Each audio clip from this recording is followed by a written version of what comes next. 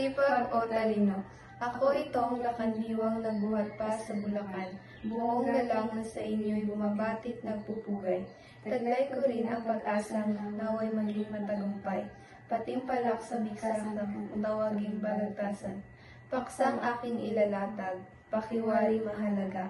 Pagkat nasasangkot dito'y nating sinisinta. Sa pag-unlad nitong bayan, puhunan ay ano baga. Ang sipag ba o talino, alin ang mas mahalaga? Kaya't inyong lakandiwa ay muling nag-aanyaya ng dalawang mambibigas na mahusay at kilala. Ang hiling ko'y salubungin ng palakpak ang dalawa. Panig nilang ihaharap ay suriin at magpasya.